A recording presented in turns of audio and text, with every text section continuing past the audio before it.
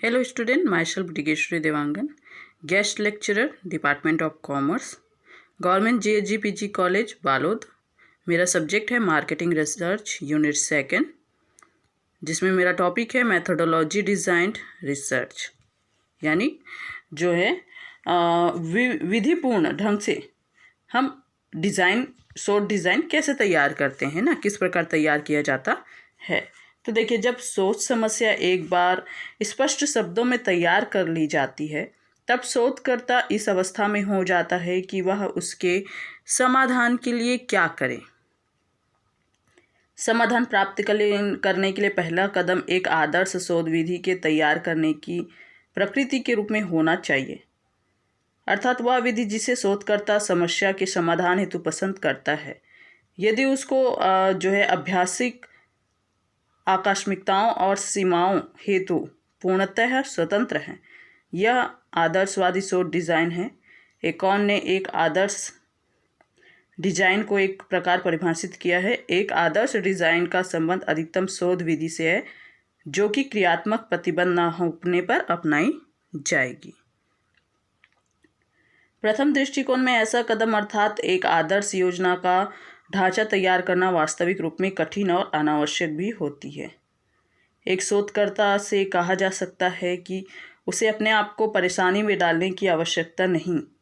यदि वह विधि को अपना नहीं सकता, असंभव को प्राप्त करने के लिए आदर्श स्वप्न क्यों देखे जाए। इसका उत्तर यह हो सकता है कि आदर्श और अधिकतम शोध अवस्थाओं के साथ संबंध ना तो आदर्श स्वप्नों के लेने से है और ना ही स्वैच्छिक सोच से। तो देखिए, प्रस्तावित शोध को 4 ग्रुपों में वर्गीकृत किया गया है ना। सबसे पहला है खोज करने की शोध।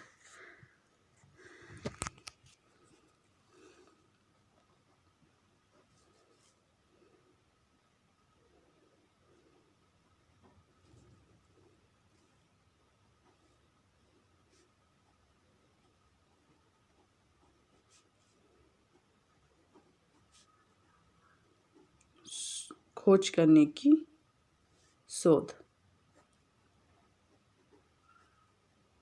खोज करने की शोध, ठीक है। तो जब बाजारकर्ताओं को एक समस्या के लिए अधिक सूचना की आवश्यकता होती है, वे खोज शोध करते हैं, जिसमें वर्तमान विषय पर उपलब्ध सूचनाओं का वे आकलन करते हैं अथवा औपचारिक तौर पर निरीक्षण करते हैं। उदाहरण के लिए, बाजारकर्ताओं द्वारा उपलब्ध सार्वजनिक अथवा संस्थागत आंकड़ों का आकलन करते हुए समस्या की प्रकृति में ध्यान केंद्रित किया जाता है। वे ध्यान रखने वाले और ध्यान न रखने वाले बाहरी लोगों को प्रश्न कर सकते हैं। उदाहरण के लिए, इनके उत्पादों में से किसी एक की बिक्री में कमी के पीछे कुछ कारण ढूंढते हैं। एक कंपनी अपने बिक्रीकर्ताओं और उत्पाद मैनेजर को आगे अध्ययन करने से पूर्व प्रश्न कर सकती है, ठीक है। जो विवरणित होते हैं, साधन अपनाते हैं, यह बाजारकर्ताओं को बहुत जो है सीमित आंकड़ों के आधार पर अध्ययन के योग्य बनाता है। मुख्य तौर पर खोज अध्ययन का उद्देश्य सारांश और ढांचाबद्ध निरीक्षण हेतु अथवा उत्थानित हो रही विचारधारा हेतु एक समस्या को तैयार करना है। एक शोध अध्ययन के अंतर्गत अन्य कार्य भी हो सकते हैं, जैसे खोजबीन करने की जान पहचान उस विषय से करवाना जिसका अध्ययन भविष्य में करना चाहता हो, अधिक ढांचाबद्ध निरीक्षण अथवा उस छानबीन के साथ गठजोड़ करवाना जिसकी खोजबीन करने की योजना रखता है। एक शोध अध्ययन विचारधारा को स्पष्ट करके अग्रिम शोध की प्राथमिकताएं स्थापित करने, विशिष्ट वास्तविक जीवन की स्थापना हेतु क्रियात्मक संभावनाओं की खोज करने के लिए सूचनाएं एकत्रित करना इत्यादि।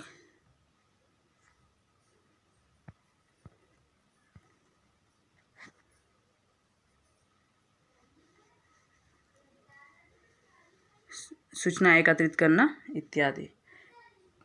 तो इसमें जो है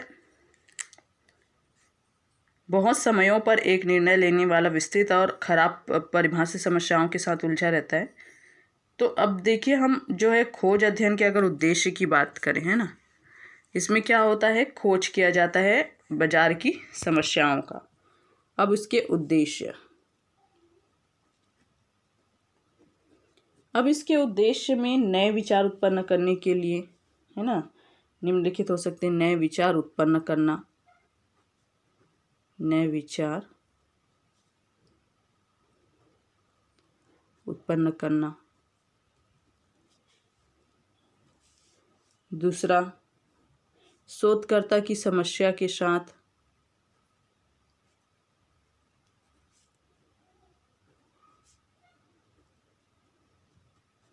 शोधकर्ता की समस्या के साथ जान पहचान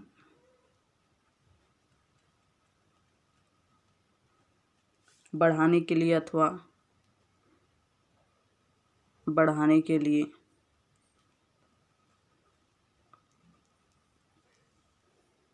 समस्या को सारांशिक रूप में समस्या को सारांशिक रूप में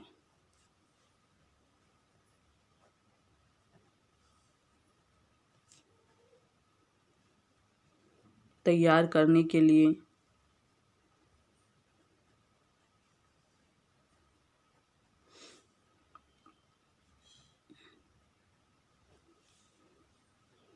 चौथा है विचारधारा को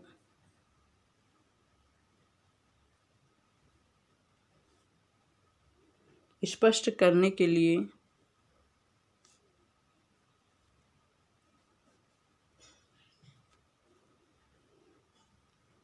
सूचना एकत्रित करना।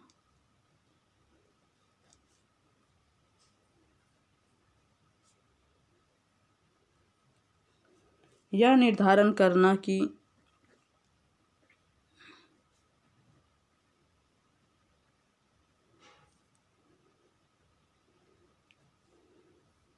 क्या अध्ययन की कोशिश संभव होगी, क्या अध्ययन की कोशिश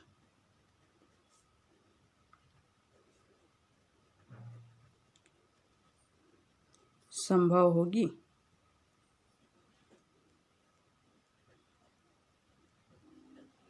कभी कभी एक वैज्ञानिक एक प्रोजेक्ट की शोध पर पर्याप्त शक्ति और समय व्यतीत करने के उपरांत भी संभवतः इस निर्णय पर पहुंचता है कि वह आवश्यक आंकड़ों को प्राप्त नहीं कर सकता। प्रारंभिक खोज इस प्रकार की निराशा को समाप्त करने में सहायता कर सकती है। उदाहरण के लिए, एक लेखक का शोध विद्यार्थी एक बड़े उद्योग संस्थान की बाजारीकरण रणनीतियां के तरीकों का अध्ययन करना चाहता है। इसके अध्ययन के लिए प्रारंभिक आवश्यकता यह बात जानने की है कि क्या बाजारीकरण प्रबंधक अपने बाजारीकरण रणनीतियों की सूचना प्रदान कर सकेंगे। पूछताछ खोज के निर्धारित किया कि वे नहीं कर सकेंगे, है ना। तो खोज हेतु उठाए जाने वाले कदम, खोज हेतु उठाए जाने वाले कदम।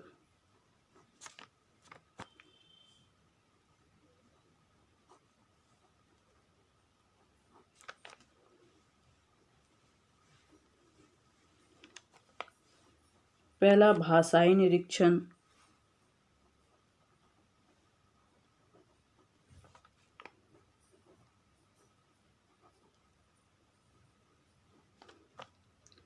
दूसरा है एक अनुभव निरीक्षण।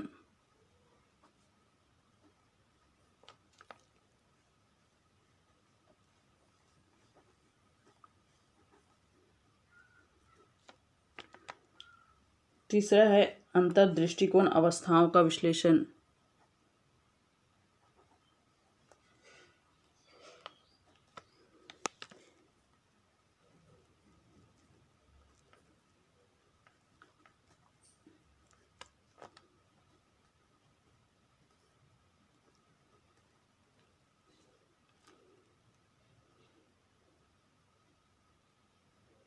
तो इस प्रकार जो है ना, उठाए जाने वाले कदम हैं। तो सबसे पहला है भाषाई निरीक्षण। आमतौर पर एक खोज हेतु अध्ययन का संबंध उस विषय के क्षेत्र के साथ है जिसके हेतु भूमिकृत विचारधारा अभी तक तैयार नहीं की गई। शोधकर्ता का तब कार्य यह है कि वह उपलब्ध सामग्री का आकलन इस दृष्टि से करे कि इसे विचारधारा उत्पन्न करने की संभावनाएं बन सके।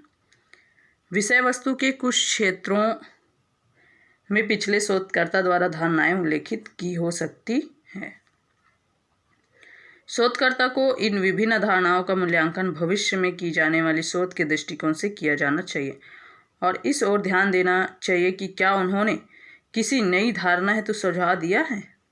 एक शोधकर्ता जो सरकारी एजेंसियों और स्वैच्छिक संस्थानों के क्षेत्र में कार्य कर रहा है और वह अपने क्षेत्र के सेवा पेशेवर संस्थानों, शोध ग्रुपों और स्वैच्छिक संस्थानों हेतु जो शोध की सूचियां अथवा सारांशिका में छाप रहा है, वह उनके विशेष क्षेत्रों में न छापे गए कार्यों के लिए निरंतर सूचना का स्रोत हो सकता है।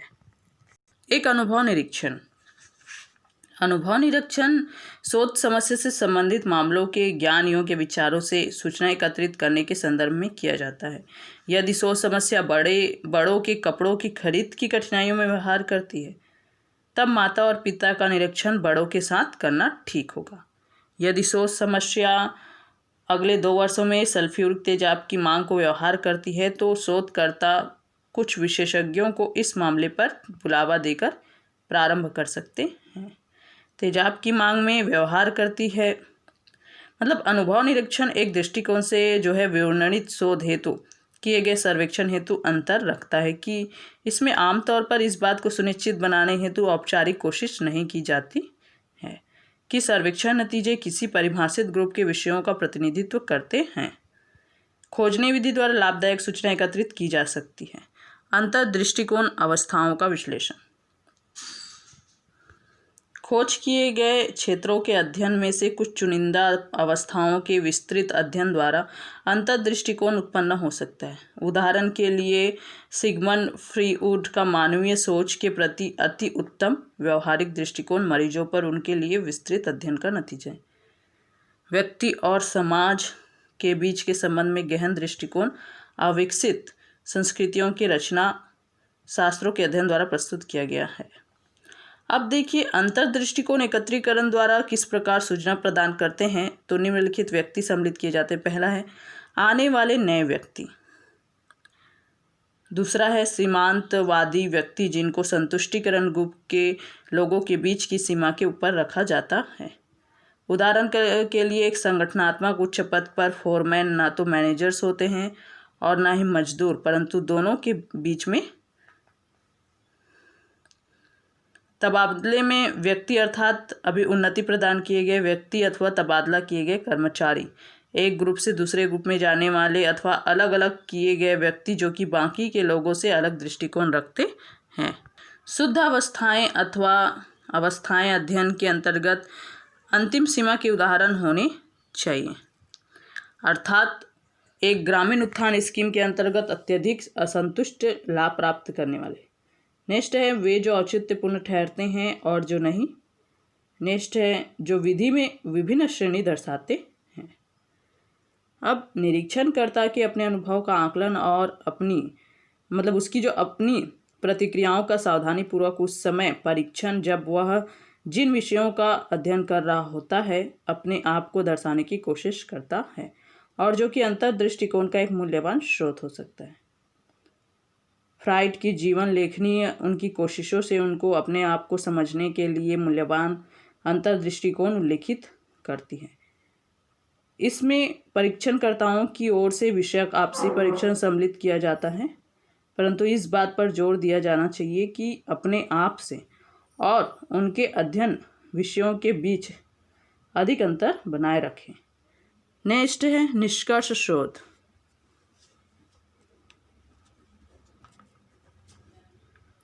निष्कर्ष शोध जो है खोज शोध विभिन्न आधारों को जन्म देती है जिनका परीक्षण निष्कर्ष निकालते हुए किया जाता है। निष्कर्ष शोध का प्रयोग शोध द्वारा उत्पन्न की जाती है। यह 2 प्रकार के होते हैं।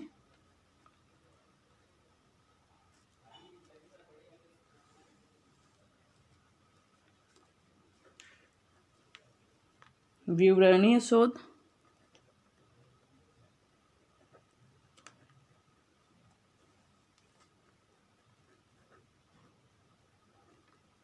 अनुभवी शोध।